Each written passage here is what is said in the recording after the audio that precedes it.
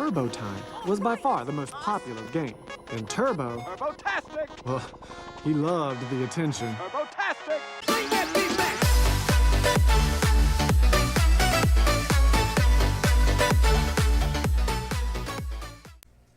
Hello and welcome to a TurboGrafx-7 Tech Repair. I'm actually on site today looking at a Chicago Coin Shuffle Puck Bowler, and I was asked by friends Ian at the Poor Man's Pinball Podcast to come out and take a look at this for a friend of his. So basically I'm going to show you what's going on with it, and then as I go through some of these switches, I'll point out things that I'm seeing and explain what I'm cleaning. So first I'll show you what it's doing or not doing.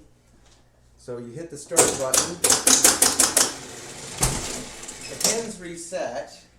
However, you'll notice that the score reels aren't resetting to 0, and the strobing is happening. I think this is for flash, or the bullseye feature of the game. Is typically, at least that's how it is on the modern game that I have. And so when you throw the puck down, it just kind of stops. So it sticks there and none of your score reels are scoring. So what I'm going to do is, I can see that some of the switches here are working. I'll probably clean those, and then I need to look at the score reels and why those aren't turning. So let me get into the back box and let's take a closer look. This is one of the score reels that I pulled out that was sticking, and you can see as you actuate the plunger here where it doesn't have a whole lot of snapback with this spring. And what I'm going to do is see if I can clean this up and get it to function better. Also, something to note, so it's got switches on the inside that show it where the 0 position is, up to 0 and 9, so it knows where it's at. But then it's also got around the track here is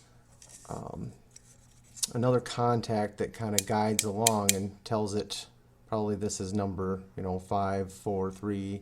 So that's basically like its circuit board. So I'm going to clean all these contacts here as well as the switches inside and see if I can get this to function again. Alright, so I went through and cleaned this one up. It was kind of gummed up. There was some old grease on the inside of the gears here, as well as the contacts. I'll need to clean that up a little bit more here, but essentially what was happening, it was so gummed up in there that it wasn't turning, and so just took some alcohol and a Q-tip and kind of got in to the gears here, as well as cleaned the contacts for the 0 and 9 position. And now it's moving pretty freely. I did do a little bit more cleaning, but it's a lot better than it was. So I'll get those shined up and then I'll move on to the next ones.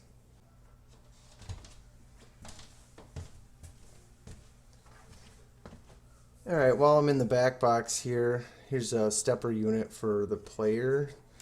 So there's a label on it for player unit. But when you go to actuate this thing, see how it's all gummed up here? So it's not going to move between players. So basically what I'm going to do is take some alcohol and kind of clean up the gears here, get the old grease and stuff off, free this up, clean that up, and then go through and take a magic brush and just kind of go through these contacts here and clean up the contacts, and then give that a light coating of oil, and so that'll move freely. Alright, checking in on this player control unit. It says basically it was all gummed up. So now got the gears moving nice, resets nice, and cleaned up all the contacts here on this side. So spins nice and freely.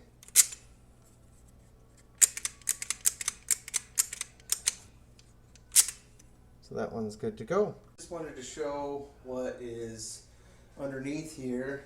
So lifting up the shuffle alley is where the score motor is located, as well as the transformer, and one of the biggest reset banks I've ever seen.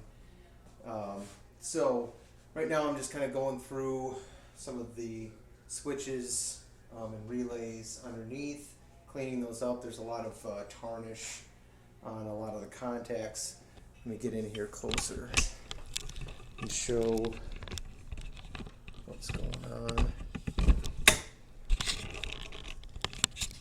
So essentially, it's pretty easy to clean these. They're very similar to a Williams mechanism or relays, because you can really just get in there with the magic brush and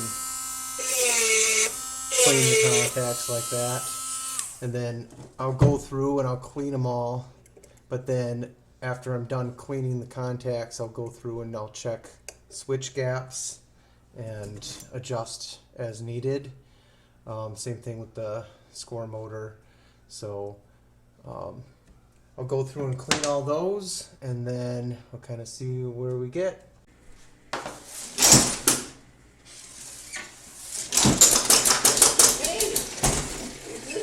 I did something. Look at that. It worked twice.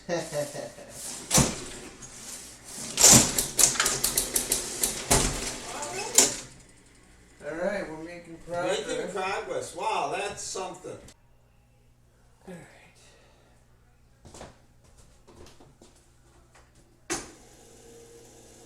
Oh, we have bullseye lights. All right. Cool. So this is where I'm at with it. I went through just about all the stepper motors or stepper units in the back, as well as some score reels. All the Jones plugs got a cleaning. All the switches underneath the alley got a cleaning. Made sure that those were adjusted right. So basically got the thing to add players where it wasn't before. It'll go through all the frames now. So let me start a game here and reset to 0. Wow. So I'll put more than one player on here. I think I put 6 on, I'm not sure. So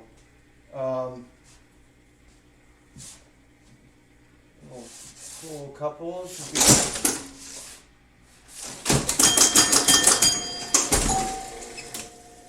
there's the bullseye feature. So it should be, what is it, wanting you to get number 7. So I think, where's 7? Is in the back. There, I think.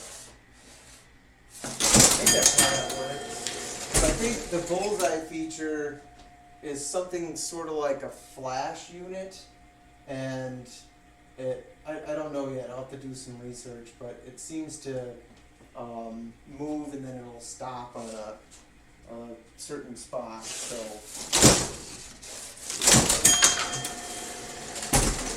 there's a few things that I need to work out. It's not moving to player 2 and on, but I can make it do that.